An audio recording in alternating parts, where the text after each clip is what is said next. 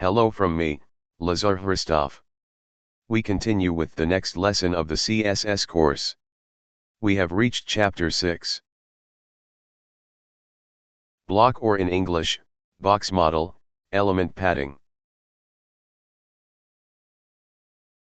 These concepts are fundamental to the design of web pages, so it is very important to understand and well mastered before we move on.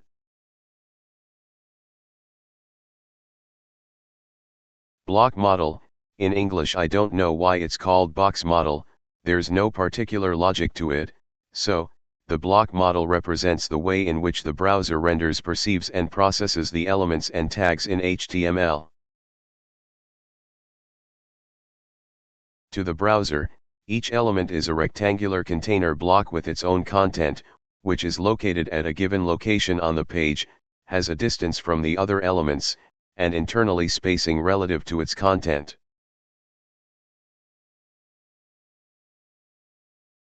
In the CSS block model, each block is represented as a box and can be nested within another and contain other blocks.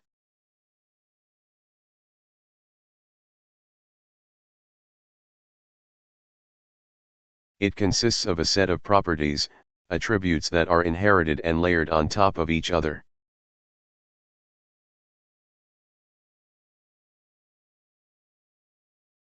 The basis of the block is its content, which can most often be text or an image.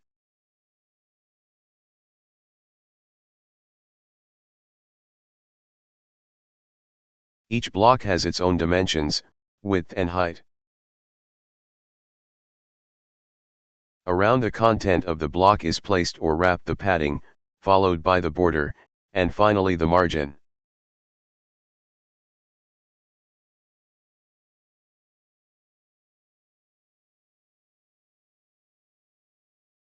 The order of these properties is strictly determined and cannot be changed. Here's what a block looks like. First, in the center, is the content, then we have an inner indent, then we have a border, and then we have an outer indent.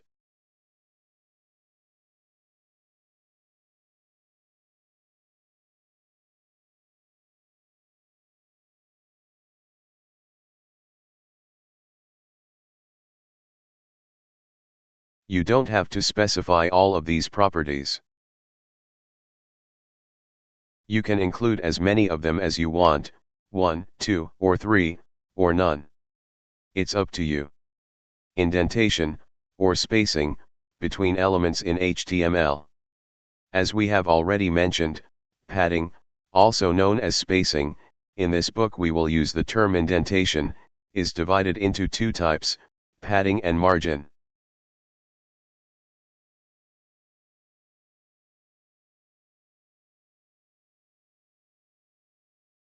We'll take a closer look at both. We'll start with padding. It represents the distance between the content and the block border. It can be set both generally, simultaneously for all countries, and for each country separately.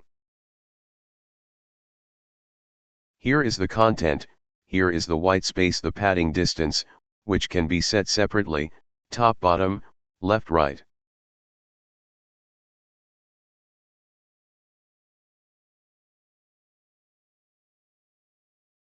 Here, let's look at an example, with two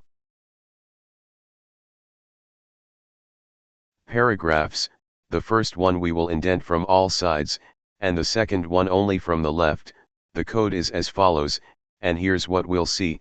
The one that is of all sides, you see there is a margin on all sides, and the one on the left, only on the left.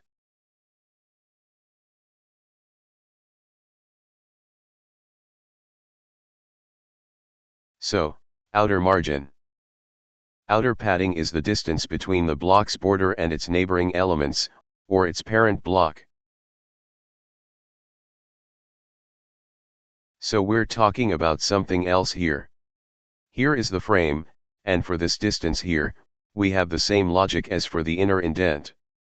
Again, it can be set both on all four sides, and for each side separately. Here's an example where we'll have two blocks nested inside each other. Here's the code and what we'll see in the browser.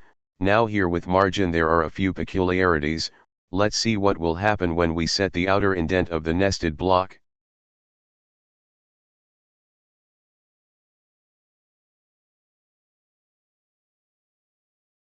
The additional code will be as follows, and here's what happens: the second block is symmetrically positioned to the first.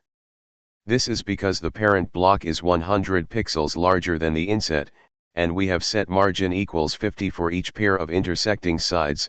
We have 50 plus 50 equals 100. But let's see what happens if we set a border and on the nested block.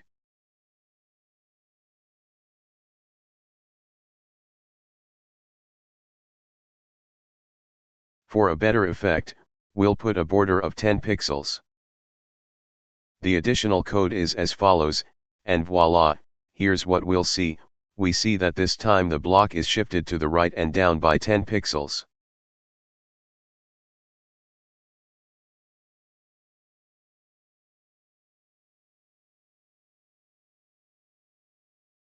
This happens because by default in the box model the size of the frame is added additionally, and actually the browser cannot execute correctly what we have specified, margin times 50 pixels on each side.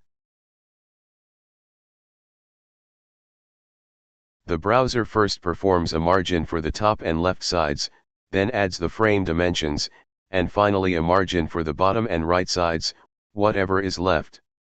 In this case, there will be 30 pixels left. We'll also look at how to calculate the size of the blocks, but we'll do that later, in the next lesson. There are a few more specificities here with the outer indentation. We will explain 3 of them with an example. The first is the outer indentation for nested blocks. The parent block must be given a frame or outer indentation, otherwise the blocks will lying on its upper part.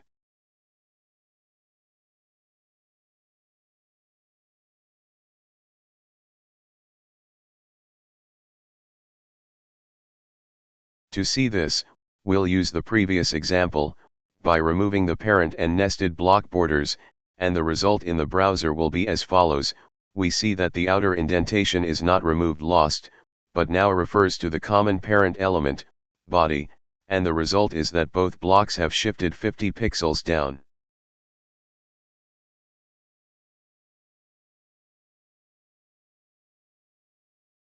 The second example is with an external indent of horizontally located next to each other blocks. In this case the indents add up, i.e. the distance between two adjacent blocks is equal to the sum of their neighbors have stepped back. Here's an example of that, and here's what we'll see. This distance is equal to 90 pixels.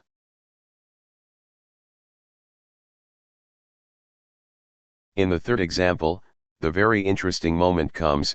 With vertically arranged blocks, here we get something that is called collapse destruction, that's what they called it. Funny word for this case. And this happens when two blocks are next to each other and you set margin bottom on the upper block and margin top on the lower block, and then these indents are not gather. And the bigger one eats the smaller one, so to speak, destroys it, according to the English expression, and only the bigger indent is fulfilled. Here, as a basis we will use the previous example as a basis and we will change it slightly and insignificantly. We set the top block to 50 px, and the bottom block to 40, and we see that the distance remains 50 px, because only the top indent is valid. So, now we'll look at ways of setting indents. There are different and abbreviated ways for specifying margins. For a single page, you write normally, margin for both the page and the margin. So, for all sides together there are 4 ways of writing. When the margin is the same, it is written, for example, margin 10 pixels and applies to all sides. When the indent is the same for opposite sides, then we write two values, for example 10, 20. 10 is for top and bottom, and 20 is for left and right.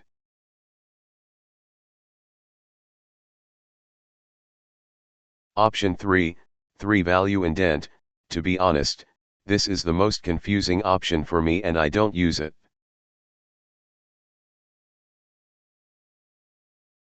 It sets the same indentation on the left and on the right, but different indentations on the top and bottom. And option 4, a different indent for each side. Practically this option can hardly be implemented in reality, because it is often unfeasible.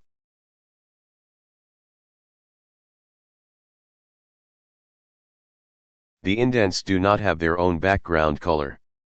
The outer margin takes on the color of the parent block, element, and the inner padding takes on the background color of the content.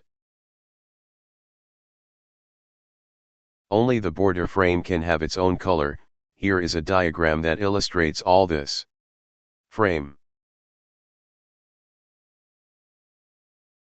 The frame is located between the outer and the inner recess. Here's a diagram of it. Actually the beige is the frame itself.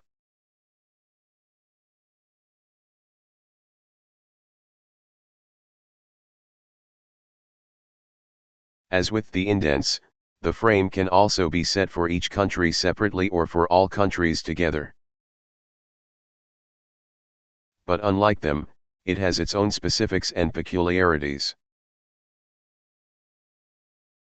In CSS, there are three main properties that define and set a given border: its width, the line style, and the color. In CSS3 there is another property, border radius, which allows to round the corners of the frame. We will look at these properties briefly. Border width can be set to the following values. Most often pixels are used, can also be set to keywords, but this is used rarely practical. Here is an example, which we show here, with two paragraphs. Border style, required property. There are several options for setting, and no style, and different types of the border.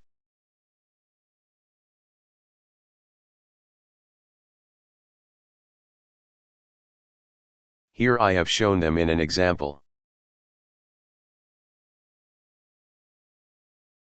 A dashed line, they're double lines. Border color, defines the color of the border. You can use the methods for setting colors that are the normal ones for the color property. For these options, we won't dwell on them, we've looked at them before. To define a border on a specific side, these properties are used: border left, border right, border top, and border bottom, and can also be combined with the properties border width, border style, and border color in the following way. Here is an example. There is also a shorthand way of setting it, through the border width style color property. This is how the three parameters are set.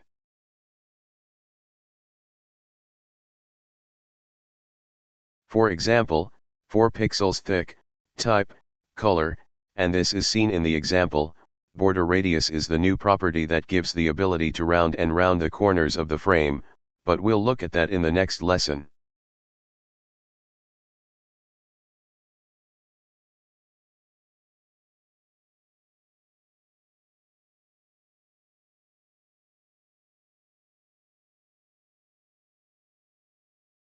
That's all for this lesson. Best regards.